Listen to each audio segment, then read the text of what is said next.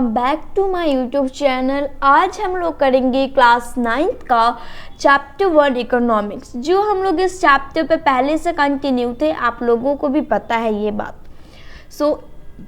हम लोगों ने इस चैप्टर में क्या क्या देखा था। हम लोगों ने इस चैप्टर में the story of village Palampur में पहला तो ओवरव्यू देखा था। ओवरव्यू देखने के बाद हम लोगों ने क्या देखा था, उसका इंट्रोडक्शन वीडियो भी देखा था। इंट्रोडक्शन यहीं पे होगा। इंट्रोडक्शन भी देखा था। इंट्रोडक्शन देखने के बाद ऑर्गेनाइजेशन इन प्रोडक्शन भी हम लोग देख लिए थे, मतलब पूरा कर चुके थे ऑर्गेनाइजेशन इन प्रोडक्शन भी। आज हम लोग अपने इस वीडियो में करेंगे फार्मिंग इन पालमपुर। पालमपुर में फार्मिंग कैसे होती है। उससे पहले हमने जितना पढ़ाया था आपको मैं पहले उतना क्विक रिवीजन दे रही हूँ। अगर जो बच्चे इस चैनल पे नए हैं और इस वीडियो को देख रहे हो तो प्लीज़ पीछे का वीडियो जाके ज़रूर देख लेना। इंट्रोडक्शन में हम लोगों को पहले ओवरव्यू का बात कर लेते हैं। ओवरव्यू में हम लोगों को क्या बताया गया था। ओवरव्यू में हम लोगों को एक स्टोरी के बारे में बताया गया है जिसका नाम है पालमपुर। ठीक है, इस स्टोरी में हम लोग देखेंगे कि क्या कैसे होता है, कोई नया नया जैसे प्रोडक्शन करने का नया नया हम लोग चीज़ सीखेंगे कि कैसे क्या करते हैं। उसके बाद ऐसा तो नहीं है कि एक गांव में बस फार्मिंग ही होती है। माना कि ये हमारा पूरा पालमपुर है। ठीक है, पालमपुर पूरा ये गांव है। इस गांव में ऐसा नहीं है कि सारे लोग किसान होंगे। जो लोग गांव के होंगे उनको पता होगा गांव साइड के एरिया के कि वहाँ पे क्या होते हैं कि किसान भी और लोग होते हैं।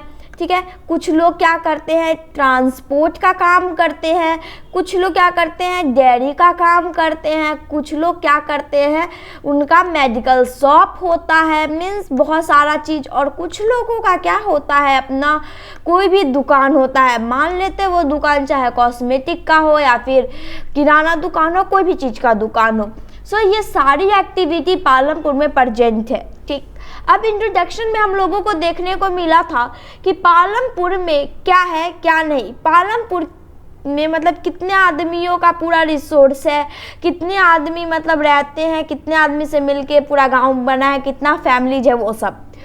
पालमपुर है, मान लेते हैं ये हमारा पालमपुर है। राइट, ये स्टोरी में जो गांव है वो हमारा दिया हुआ है पालमपुर। पालमपुर से अगर आप लोग थोड़ा ही दूर जाओगे तो आपको यहाँ पे एक जगह मिलेगा जो एक बहुत बड़ा गांव है जिसका नाम है रायगंज। ठीक है, पालमपुर से रायगंज की दूरी हमारी 3 किलोमीटर है। और इससे रायगंज की दूरी से फिर थोड़ा सा एक छोटा सा टाउन पड़ता है हमारा शाहपुर। वो क्या है थोड़ी ही दूरी पे है। इतना आप लोगों को समझ में आ गया। पालमपुर से रायगंज की दूरी है 3 किलोमीटर। 3 किलोमीटर से शाहपुर थोड़ा सा सटा ही हुआ है। और इन सभी को क्या कनेक्ट करता है, इन सभी को एक रोड कनेक्ट करती है। वो रोड बिल्कुल अच्छा रोड है, बहुत अच्छा रोड है। पालमपुर में पूरी की पूरी 450 फैमिलीज रहती हैं। मान लेते हैं कि ये क्या है, यहाँ पे नहीं, मैं नीचे बताती हूँ आप लोगों को, यहाँ पे स्पेस कम है। यहाँ पे मान लेते हैं पालमपुर में हमारा कितना आदमी है, मीन्स पूरा फैमिली कितना है। 450 फैमिली से मिलके एक गांव बना है जिसका नाम है पालमपुर। 450 फैमिली है उस पूरे गांव में। कितने फैमिली है, 450 फैमिली है पालमपुर में। उसमें से 80 फैमिली 80 फैमिली हमारे इसमें से क्या है, रिच है। अब 450 में से 80 फैमिली रिच है। और ये लोग क्या है, जो भाई रिच होंगे उनके पास क्या क्या फैसिलिटीज होगी। ये रिच है, इनके पास क्या होगा, लैंड भी ज़्यादा होगा। ठीक, ज़्यादा लैंड है, ज़्यादा पैसा है। ठीक है, ज़्यादा पैसा है। फिर इन लोगों का घर क्या है, बड़े बड़े हैं। अब देखो क्या है, घर भी बहुत बड़े बड़े हैं। मान लेते हैं जिसके पास बहुत ज़्यादा पैसा है, इसका मतलब ज़मीन भी बहुत ज़्यादा होगा। बहुत ज़्यादा ज़मीन है, इसका मतलब आप लोग अंदाज़ा लगा सकते हो कि उसका घर भी बहुत अच्छा होगा। फिर पालमपुर में 80% तो 80 फैमिलीज अमीर है। उसके बाद 1/3 फैमिली है। ठीक है, 1/3 फैमिली वो पालमपुर के जो है एक छोटे से हिस्से में रहते हैं, क्योंकि जो 80 फैमिलीज है वो ज़्यादा हिस्से में रहते हैं। ऐसा हम लोगों को जानने को मिलता है कि मान लेते हैं ये पूरा एरिया है पालमपुर का। राइट, ये पूरा एरिया किसका है, पालमपुर का ये पूरा एरिया है। इस एरिया में से क्या है, इसमें से पूरा 80 फैमिलीज जो रिच है, वो रिच का क्या होता है, रिच का अलग ये होता है, पूरा रिच का कॉलोनी अलग होता है और गरीब का जो होता है वो अलग होता है। तो गरीब कहीं भी अपना एडजस्ट कर जाते थे। उन लोगों का घर क्या चीज़ का होता था, मड का होता था। मड मतलब क्या होता है, मड मतलब कि घास फूस का उनका घर होता था, मिट्टी वगैरह का उनका घर होता था। फिर पालमपुर में जो खेती हर एक प्रकार की जाती थी, सब कुछ किया जाता था। तो पालमपुर में जो गुड़ की खेती होती थी, मीठा जो बनता था, ठीक है, ईख की खेती होती थी, ईख से ही मीठा बनता है, राइट, जिसे हम लोग गर्जर कहते हैं। वो कहाँ जाता था, वो हमारा सहारनपुर जाता था। और रायगंज जो है हमारा गेहूँ वगैरह सब भेजा जाता था, क्योंकि रायगंज हमारा बिग सिटी था। उसके बाद क्या है कि इस गांव में हम लोगों को इतना देखने को मिल गया कि कितने क्या क्या आदमी है। उसके बाद इस गांव में कुछ लोग कैसे हैं कि जो गरीब है, कुछ लोग अमीर है, वो भी देखने को मिला। और इस गांव में क्या है कि रोड कनेक्ट है पूरा, मीन्स कच्चा रोड है, बहुत अच्छा रोड है, पक्का रोड है, मीन्स अच्छा रोड है। रोड तो अच्छा है, ठीक, रोड भी अच्छा है भाई। इस गांव में क्या है, 2 प्राइमरी स्कूल है और एक हाई स्कूल भी है। 2 प्राइमरी स्कूल, एक हाई स्कूल है, एक गवर्नमेंट मेडिकल सेंटर है, ठीक है, और एक क्या है, प्राइवेट मेडिकल सेंटर है, ठीक, सब कुछ है। यहाँ इस गांव में इलेक्ट्रिसिटी भी आप लोगों को देखने को मिलेगी। तो आप लोग बताओ, जिस गांव में आपको ये सारा चीज़ मिला तो वो गांव डेवलप्ड होगा या नहीं। एक गांव को डेवलप्ड होने के लिए सबसे ज़्यादा मेन ज़रूरी है हमारा उस गांव का रोड सही होना चाहिए। उसी से पता चलता है कि भाई इस गांव का स्थिति कैसा है। आप लोग जानते हो, अगर आप लोग कहीं जा रहे हो, अगर आप लोगों को रोड अच्छा देखने को मिला तो आप लोग बोलोगे हाँ भाई ये गाँव अच्छा है, रोड अच्छा होगा। उसी से पता चलता है कि हाँ इंसान अच्छा है, ठीक है, मीन्स यहाँ के रहन सहन भी बहुत अच्छा है, बस बहुत सारा चीज़। तो इस गांव में ये सारी चीज़ें उपलब्ध है, तो इसका मतलब ये गांव भी बहुत अच्छा है। इंट्रोडक्शन में हम लोगों का यहाँ तक था। ऑर्गेनाइजेशन इंट्रोडक्शन में हम लोगों को लैंड के बारे में जानना है। तो मैं आप लोगों को पहले ही बता चुकी थी कि लैंड क्या है। भाई लैंड जो हमारा फिक्स है, अगर लैंड ही नहीं रहेगा तो कुछ भी नहीं होगा। अगर मान लेते हैं लैंड नहीं रहा तो बेसिक नीड नहीं पूरी हो पाएगी। बेसिक नीड्स मतलब हम लोग रहेंगे कहाँ, ना ही खाना मिलेगा, ना ही पानी, ना ही हम लोगों को हवा मिलेगा, एयर मिलेगा, तो ये मशीन लोग कहाँ से आ जाएगा। इसीलिए बेसिक नीड में लैंड होना सबसे ज़्यादा ज़रूरी है। सेकेंड है हमारा लेबर। लेबर में क्या होता है, लेबर में देखो, अगर मान लेते किसी का कोई भी फैक्ट्री वगैरह हो, कुछ भी हो, बहुत ज़्यादा चल रहा है, बहुत ज़्यादा आगे बढ़ रहा है, तो उसे लेबर की ज़रूरत होती है, ठीक है। यहाँ तक हो गया लेबर में। फिजिकल कैपिटल को फर्दर 2 पार्ट में डिवाइड किया गया है, एक working capital and fixed capital.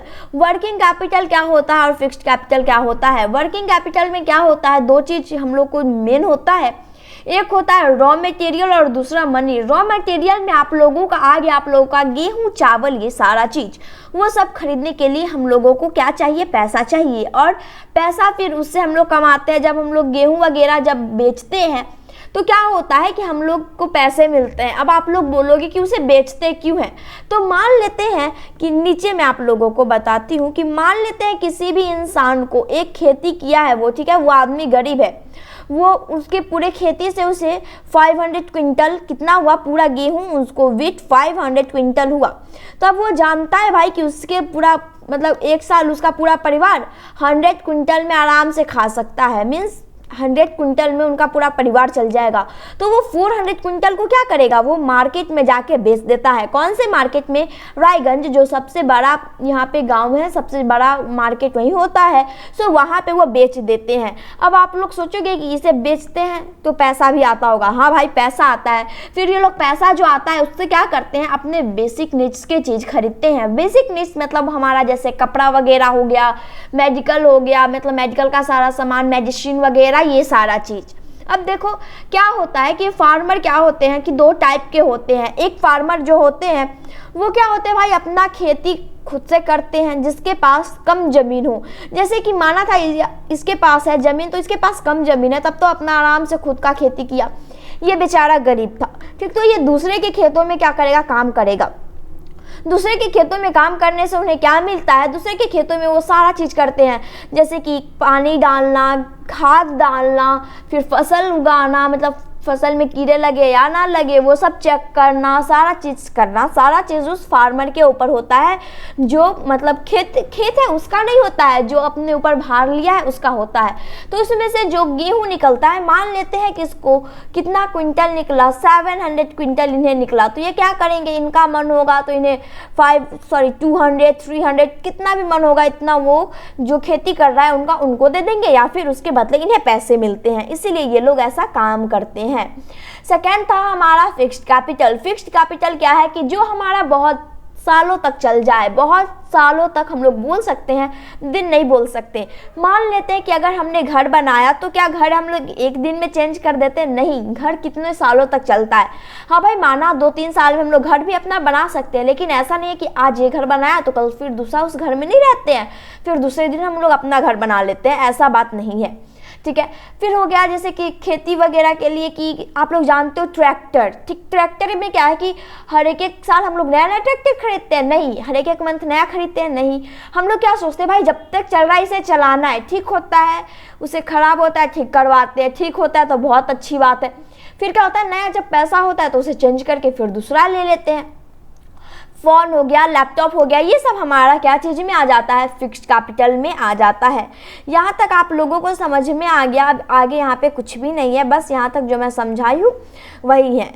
अब वर्किंग कैपिटल सारा ये सब हो ही गया। अब देखो ह्यूमन कैपिटल मीन्स पैसा वगैरह, जो ह्यूमन जैसे पैसा वगैरह जो कमाता है उसी सब के बारे में इसमें हो जाता है। ये हमारा ऑर्गेनाइजेशन इन प्रोजेक्शन ख़त्म हो गया। ये हम लोगों ने पिछले लेक्चर में किया था, जिसे मैं आपको डायरेक्टली बताई हूँ। ये था हमारा फैक्टर ऑफ प्रोजेक्शन, जो मैं आप लोगों को भी बताई हूँ। अब हम लोग कर रहे हैं अपना न्यू टॉपिक स्टार्ट, जो है लैंड इज फिक्स। पहले आप लोगों को पता है कि मैं पहले खुद से समझाती हूँ फिर मैं पढ़ाती हूँ। सो देखो, लैंड इज फिक्स मतलब क्या होता है, मान लेते हैं कि हमारा ये पूरा क्या है, अर्थ है। ठीक है भाई, ये अर्थ है हमारा। इस अर्थ कितना है, पूरा 5 सेंटीमीटर है। ठीक, अब देखो, अब आप लोग कितना भी कोशिश कर लो, ना ही आप लोग इसका लॉन्गिट्यूड बढ़ा सकते हो। ठीक है, ये लॉन्गिट्यूड होता है और ये लैटिट्यूड होता है। लैटिट्यूड मतलब जो लेटी हुई लाइन हो, जो लेटी हुई लाइन हो, मतलब ये लाइन लेटी हुई और ये लाइन तो खड़ा है ना, तो ये हो गया हमारा लॉन्गिट्यूड और ये हो गया हमारा लैटिट्यूड। तो अब आप लोग देखो, लेंथ फिक्स है हमारा, हम लोग कुछ भी कर ले, कुछ भी कर ले, लेंथ को नहीं बढ़ा सकते हैं। हाँ, हमारे पास जितना भी लेंथ है हम लोग उतना ही में पूरा फसल करेंगे, अपना प्रोजेक्शन करेंगे। जैसा आप लोग देख चुके हो, किसके पास इतना ही लैंड है तो इसी में किया, फिर ये दूसरे में जाके अपना काम करता था। अगर ये चाहता तो क्या करता, अपना लैंड बढ़ा सकता था? वो नहीं बढ़ा सकता है, क्योंकि उसका लैंड फिक्स है। हाँ, वो खरीद के बढ़ा सकता है, खरीद के बढ़ाना अलग बात है, उसे खरीदना बोलते, फिर भी वो उसी का हो जाता है। लेकिन क्या है कि आजकल सारी लैंड जैसे मान लेते कि बिक चुका है, तो अब क्या है कि आप लैंड कहाँ से लाओगे? पृथ्वी पे जितना लैंड है वो उतना ही रहेगा। आप लोग पृथ्वी को ना ही बढ़ा सकते हो, अर्थ को ना ही घटा सकते हो। यहाँ तक समझ में आ गया।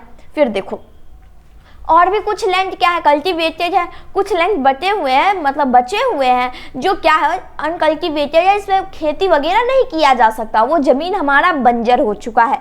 सो क्या होता है कि उस पर खेती वगैरह नहीं होता, तो बहुत सारे लैंड तो ऐसे ही बेकार चला जाता है। अब उस पर लोग घर वर वगैरह बना लेते हैं, सारा चीज़ रहता है, क्योंकि उस पर खेती नहीं होगा। यहाँ तक समझ में आ गया। अब देखो आगे क्या है, अभी पहले पढ़ लेते हैं। Farming is a main production in activity in Palampur. सबको पता है 75% of people are working in depend on farming of livelihood. Livelihood से देखो 75% पीपल जो है पालमपुर में, वो क्या है कि लाइवलीहुड फार्मिंग पे ही ये है, बेस्ड है।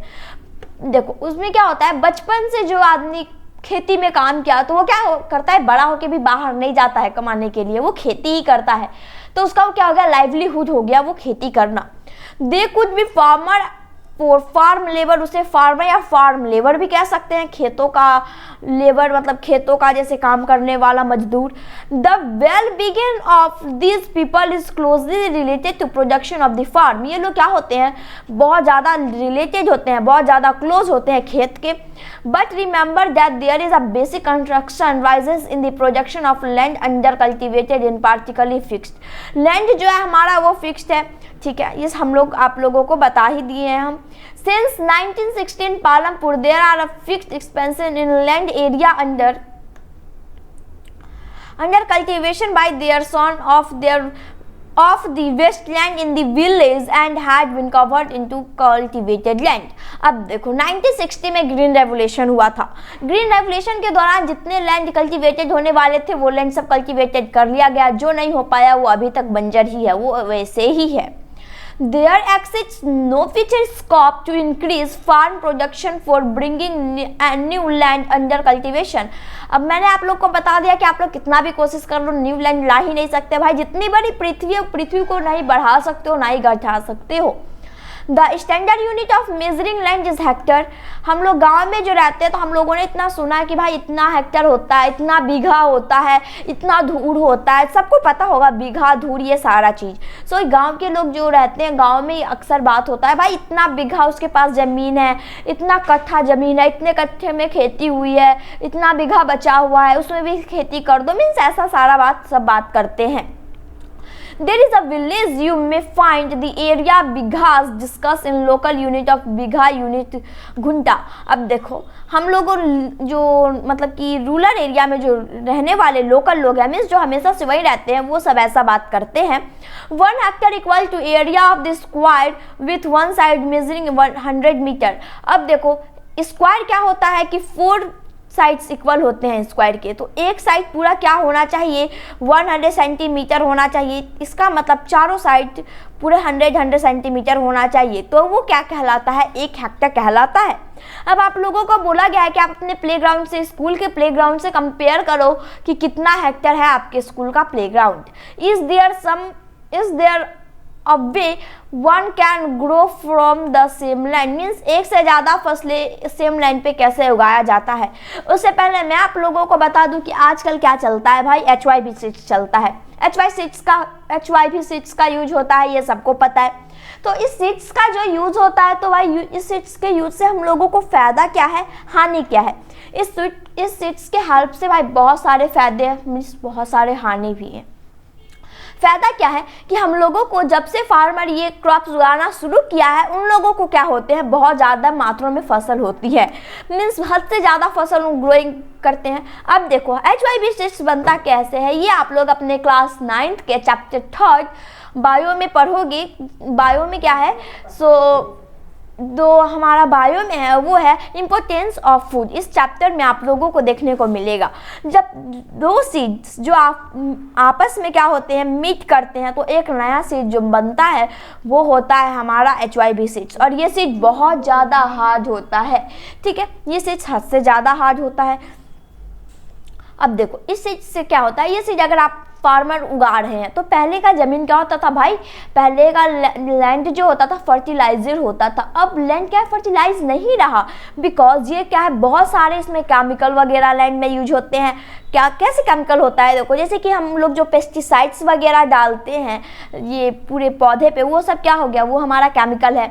हम लोग मैन्यूर खाद जो डालते हैं वो भी केमिकल है। पहले के लोग क्या करते थे खेती करने के टाइम में वो लोग क्या करते थे बस पानी डालते थे, गोबर वगैरह से ही खेती हो जाता था, डंग वगैरह से खेती हो जाता था। तभी का लैंड क्या था फर्टिलाइज था, अब का लैंड नहीं है। अगर अब कोई गोबर वगैरह से खेती कर ले तब मैं भी मानती हूँ कि हाँ भाई ऐसा अभी भी होता है। भाई हो सकता है, ऐसा नहीं कि नहीं हो सकता, लेकिन मुझे बहुत ज़्यादा मेहनत करने की ज़रूरत है। लेकिन अब कोई उतना मेहनत नहीं करता है। अब सब क्या करते हैं HYP सीड्स का यूज करता है और ज़्यादा से ज़्यादा पानी डालता है खेतों में, फिर से क्या कहते हैं उसे मैन्यूर डालते हैं, पेस्टिसाइड्स डालते हैं, मीन्स बहुत सारा चीज़। तो HYP सीड्स जो होता है ना वो क्या करता है बहुत सारा पानी ऑब्जर्व करता है। ये समझ में आ गया। अब देखो अब एक यहाँ पे हम लोग का ये तो अलग था मतलब HYP सीड्स का, फिर भी मैं आप लोगों को समझा दी हूँ। अब आप लोग सोचोगे कि एक ही खेत में मतलब कि बहुत सारा चीज़ कैसे उगाया जाता है। हम सभी को पता है कि हम लोगों का इंडिया का सीज़न कैसा है, क्लाइमेट सीज़न कैसा है, हम लोग का क्लाइमेट कैसा है इंडिया का, मॉनसून है, राइट। मॉनसून क्लाइमेट है इंडिया का। ये आप लोग ज्योग्राफी के चैप्टर 4 में पढ़ोगे क्लाइमेट के बारे में, उसमें मैं आप लोगों को बता दूंगी क्लाइमेट के बारे में। सो इंडिया का कैसा है क्लाइमेट, वो मानसून है। तो मानसून क्यों है भाई, इसमें 4 टाइप के हम लोगों को क्लाइमेट देखने को मिलता है।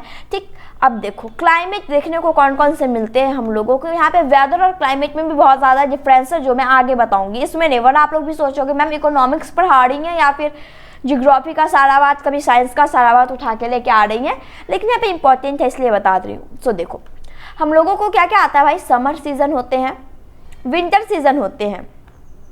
ओ माय गॉड, कितना बड़ा लिख रहा है यहाँ पे, कोई बात नहीं। रेनी सीजन होते हैं, ठीक है, और एक होता है विंटर सीजन, रेनी सीजन, और एक मॉनसून होता है, राइट। तो देखो ये सब क्या होता है, विंटर सीजन में हम लोग अलग कुछ उगाते हैं, रेनी सीजन में कुछ अलग उगाते हैं, फिर समर सीजन में कुछ अलग उगाते हैं, ठीक है, यहाँ तक समझ में आ गया। तो एक ही लैंड पे मान लिया कि हम लोगों को ठंडी में क्या उगाते हैं, गेहूँ, क्योंकि गेहूँ में कम पानी लगता है वेट में। फिर गर्मी में कुछ और उगाते हैं। तो भाई ऐसा तो नहीं है कि किसान क्या करता है कि गर्मी रहा तो वो कुछ उगा लिया, ठंडी में सोचता है ना भाई मैं ना उगाऊंगा, ठंडी में रहने दो, खेत जैसे वैसे ही है, ऐसा नहीं है। वो क्या करते हैं, अलग अलग मौसम में अलग अलग सीजन में अलग अलग चीज उगाते हैं। सो देखो, in the kind of production, in the kind of crop grow and facility available, Palampur would resemble in a village of western part of Uttar Pradesh. अब देखो HYBC पेस्टिसाइड्स ये सभी चीज़ों का यूज कहाँ पे, पहले सबसे पहले कहाँ पे किया गया था।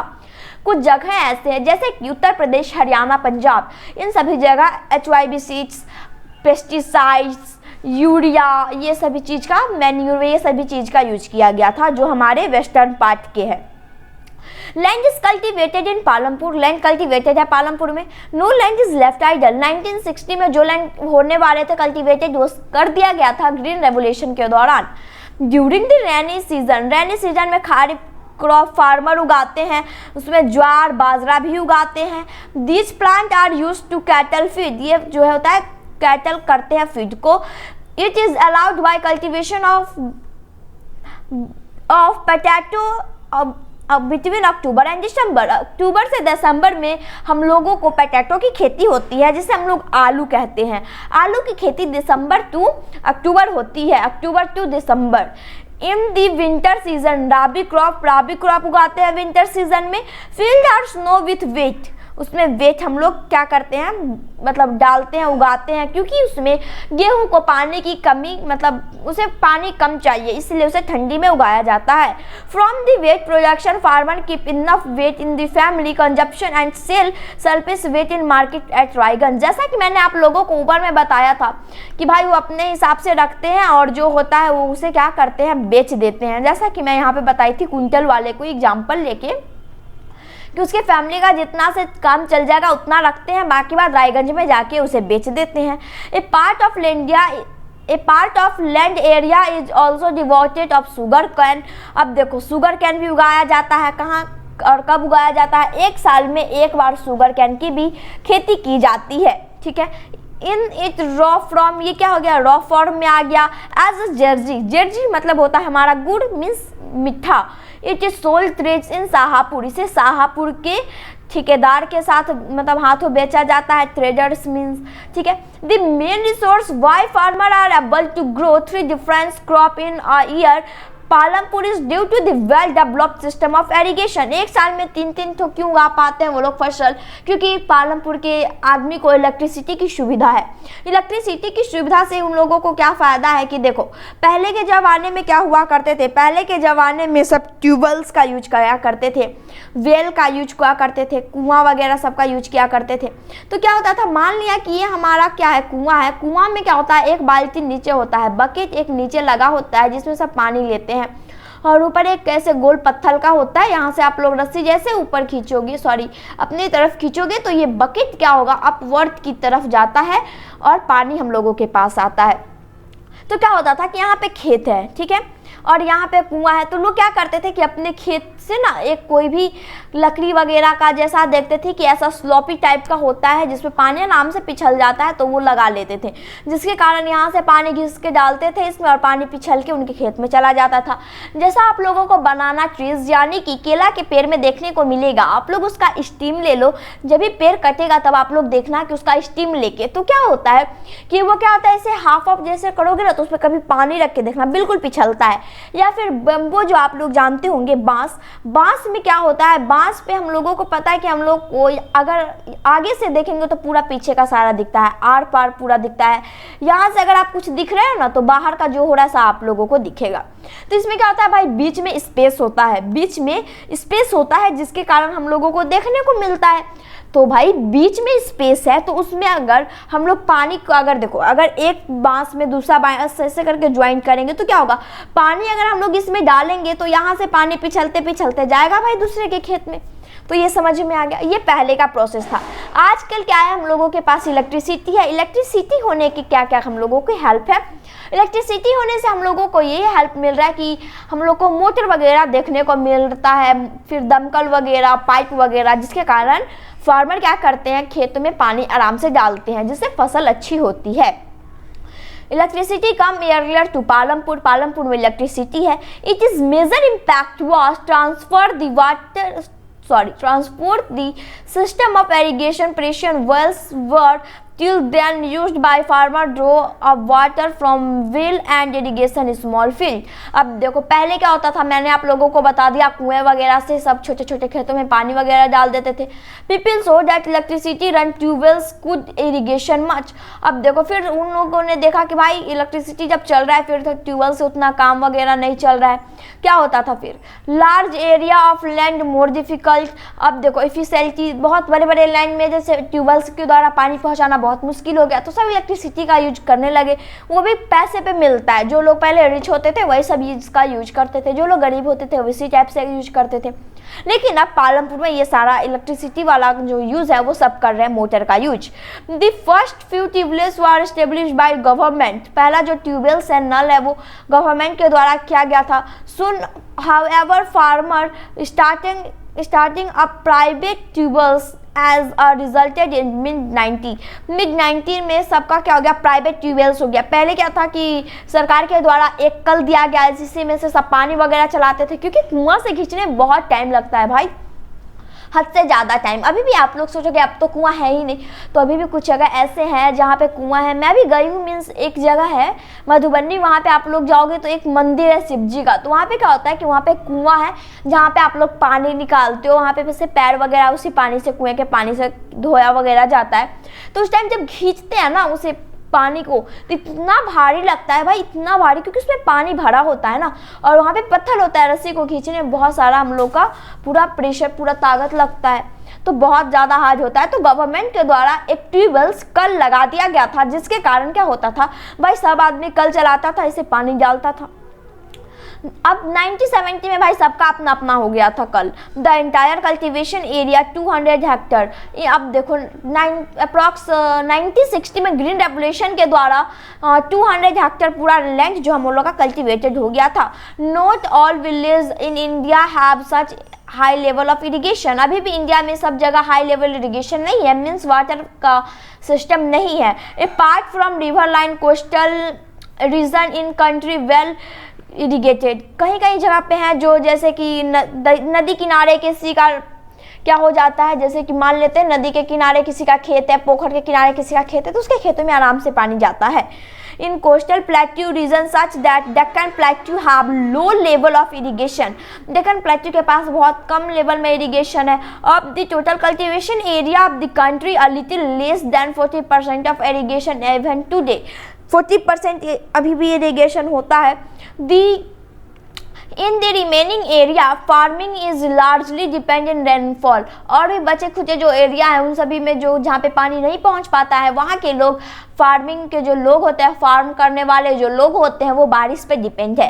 To grow more than one crop a piece of land during the year is now as multi crop. अगर एक ही लैंड पे बहुत सारा खेती की जाती है, मीन्स बहुत सारा अनाज उगाया जाता है एक ही साल में, उसे हम लोग मल्टी क्रॉप कहते हैं। It is most common way to increase production और a given piece of land. ये बहुत ईजी है प्रोडक्शन को मतलब आगे बढ़ाने का, और लैंड को मतलब कि कल्टीवेशन वगैरह करने का। All farmer in Palampur grow at least 2 main crop. Farming जो होती है पालमपुर में एटलीस्ट 2 मेन क्रॉप उगाया जाते हैं उसमें। Many are growing potato and third crop in the past past 15-20 year. और देखो पोटैटो सबसे ज़्यादा उगाया जाता है कहीं भी, मतलब हम लोग के यहाँ पे पालमपुर में भी पोटैटो ज़्यादा उगाया जाता है। यहाँ तक आप लोगों को समझ में आ गया। अब लेट्स डिस्कस जो है यहाँ पे वो हम लोग अपने नेक्स्ट लेक्चर में करेंगे, बिकॉज बहुत ज़्यादा हम लोगों ने आज पढ़ लिया है, वीडियो लंबा हो गया, इसके लिए सो सॉरी। लेकिन भाई समझाने वाला बात तो था, क्योंकि देखो मैं खुद से समझाई, तो एक बार मैं पढ़ी तो मैं हल्का भी बोली तो आप लोगों को समझ में आ गया। अगर आप लोगों को यहाँ तक समझ में आता है तो प्लीज़ मेरे साथ अपना स्टडी कंटिन्यू रखें। मेरे चैनल को लाइक, सब्सक्राइब और शेयर जरूर कीजिएगा। आप लोग अपना सपोर्ट जरूर दीजिएगा प्लीज़। कोई प्रॉब्लम हो तो प्लीज़ कमेंट सेक्शन में जाके आप अपना प्रॉब्लम बताओ, मैं आपके प्रॉब्लम का सॉल्यूशन जरूर दूंगी। अगर जो बच्चे इस चैप्टर पे इस चैनल पे नए हो, चैनल को सब्सक्राइब करो। इस चैप्टर पे इस वीडियो पे नए हो तो पीछे का 2 वीडियो जाके जरूर देख लेना, सारा चीज़ आप लोगों को क्रिस्टल क्लियर हो जाएगा। अगर आप लोगों को समझ में आ गया तो चैनल को लाइक, सब्सक्राइब और शेयर जरूर कीजिएगा। Thank you, have a great day.